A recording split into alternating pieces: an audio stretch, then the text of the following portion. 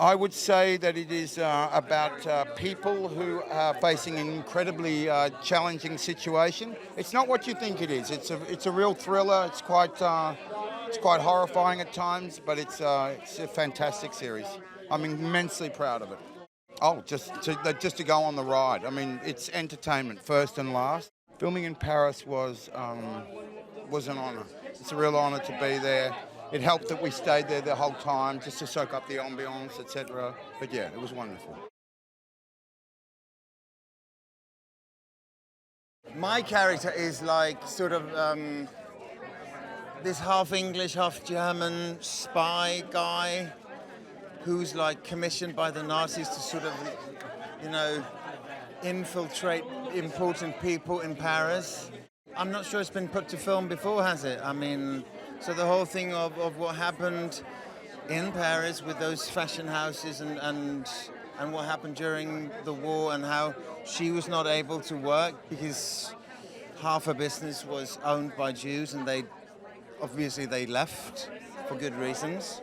And then that left her in a limbo, and then he's starting to do his thing, and they all try to survive. We did shoot on locations, and it is a pretty city, isn't it? It's like it's got massive and amazing buildings, and we shot in so many different and wonderful places. Oh my gosh, where to begin? I think it's really groundbreaking. I don't know if there's been a series like it yet about the story behind one of the two of the greatest couture houses in the world at a very crucial time between the two world wars. And I learned so much doing it. Now I have a totally different perspective on couture, and I think the stories they're riveting. And I was very, very honored to be a part of it, a little part of it, but I'm so excited for people to see it.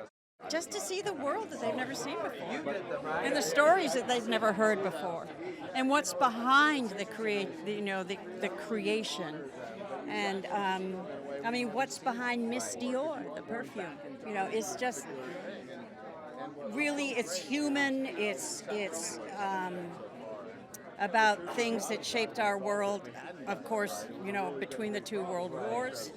And I just think it's really extraordinary, and the fact that it was pulled off, amazing.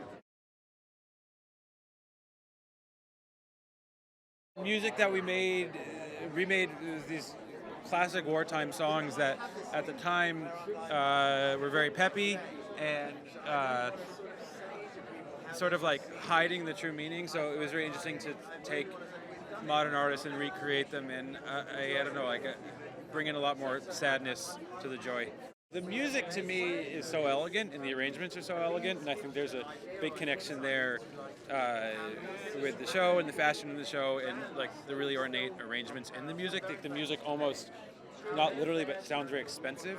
Like there's so much going on, and so that's the thread between those two, pun intended, there. But for me, a lot of the music, less so about the fashion. Also, I really wanted to capture the real dissonance of the time and the invasion, and how these wartime songs were like both telling the truth and propaganda all at once. Lucien Lelong was a French gentleman who had his own design house, Maison Lelong, and he was also the head of the French haute couture syndicale, most especially during the years of the occupation, and a number of really great designers passed through the house of Lelong: Christian Dior, Balenciaga, Balmain, Givenchy, Pierre Cardin, many. And he was, I think, not a designer of much talent, but a great recognizer and cultivator of talent. I'm excited for people to see Ben's work, which I've always thought was wonderful. And I think he's such a unique actor and brings a lot of qualities that a lot of male actors either don't have or wouldn't dream of doing.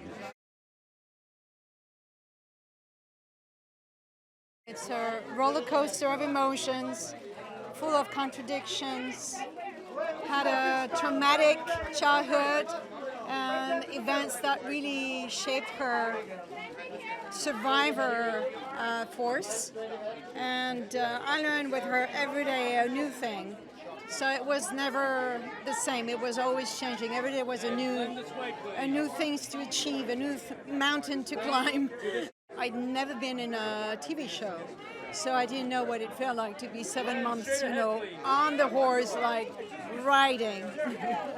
I'm eager to see the confrontation, even though we didn't have a lot of scenes together, because they have contrasted lives, and Dior is coming from a wealthy family, and Chanel comes from a very poor family. So it's interesting how they evolve, how they develop their being through that need of creating, need of meeting with artists, need of, being designer the best they could.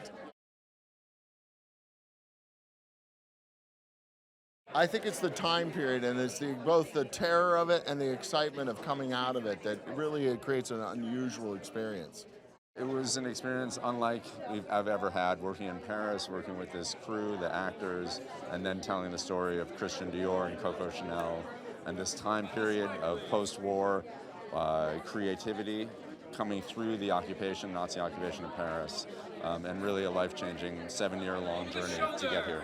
To really understand the stories of these people whose names have been around us all of our lives, Dior, Chanel, Balenciaga, Balmain, Givenchy, to realize that these are fully lived people, their lives, and they came through extraordinary times.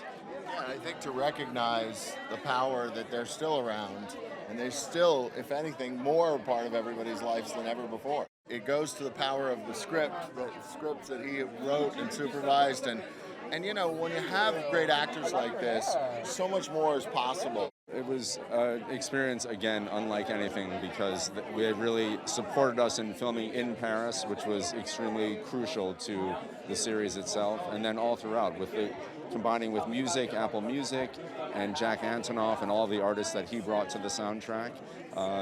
Because it's Apple TV, because of the reach of Apple, we were able to create what we hope is a very entertaining, transportive experience for an audience to see the new look. I play Catherine Dior, which is Christian's younger sister.